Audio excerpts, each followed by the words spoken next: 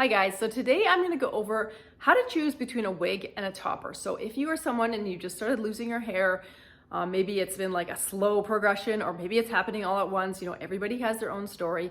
You might be feeling overwhelmed and confused and saying like, I don't even know where to start. Should I be going for a wig? Do I need to start with a topper? These are all very normal questions, so don't worry, you are not alone. This is a very common feeling, and hopefully this video will help clarify which product it is you should be choosing. Okay, so let's start with my own hair. I do not have a wig on. I think it's probably pretty obvious, but I have just very thin hair all over. It's just diffuse hair loss. I never lost hair in clumps or anything like that. I just started shedding a little bit more when I came off birth control, and it continued to shed, and now it stopped shedding, thankfully. My body has regulated after all those years on birth control, but it's not very thick. It's very thin.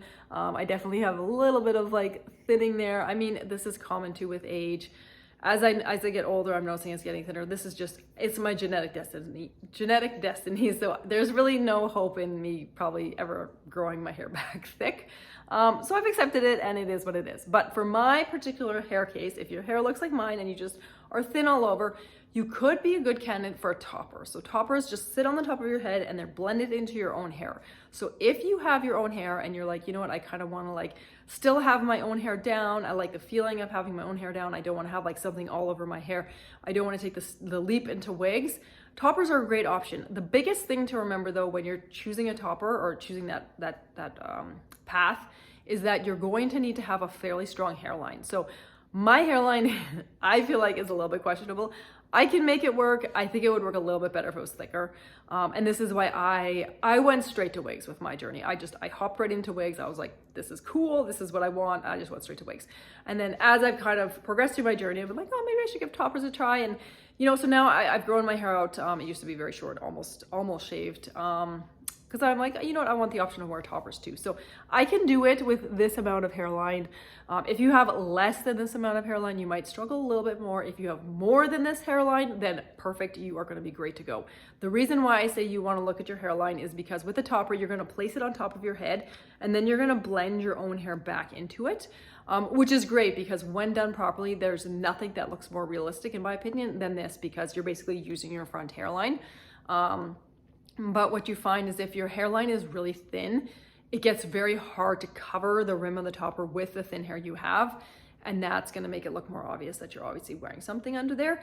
But again, there is different techniques. Do keep in mind, like some people wear the topper back further so that you have more of that hair to cover. Some people wear it really close up and they blend. So there's a whole bunch of different blending techniques out there. So, don't take this as like, oh, I have a thin hairline, I can't wear toppers. You might be able to make it work. You have to, play around a little bit, but just be aware that you need to have some sort of hairline. If you're someone who has like, your hairline is where you have your problem zone, I would just go straight to wigs.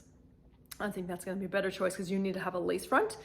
You can also purchase lace front toppers. We do not do those here at Madison Hair Collection. I personally don't really think it's the best option because you're going to have to glue it down.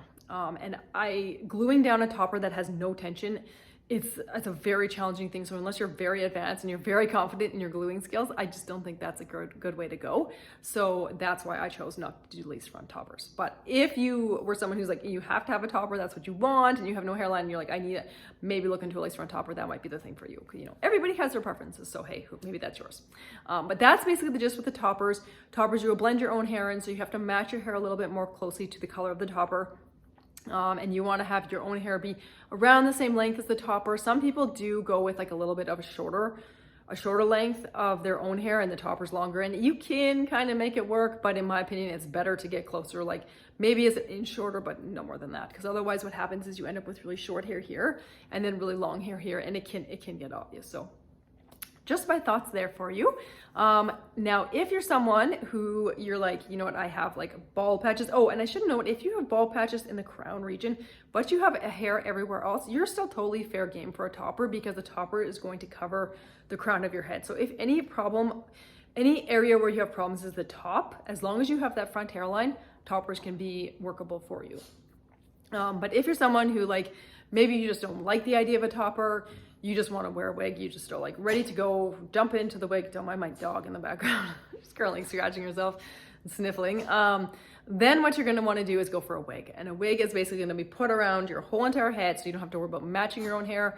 None of your hair is going to be showing. It's going to be clipped up in the back, or if you have no hair, you're not gonna have to worry anyway, obviously, because you have no hair, then that's gonna be where you should go for the wig. So that's kind of the main difference between topper and wig. It really depends on what your own hair situation is. Like I said, for me personally, I can do either. And like with wigs, it doesn't really matter what your hair situation is, whether you're bald or you have a lot of hair, you can do it because, you know, it's covering all your hair. So there's people who with really thick hair who have no hair loss whatsoever wearing wigs. So, you know, a wig is versatile, anybody can use it, but with a topper, you just gotta make sure you have enough bio hair.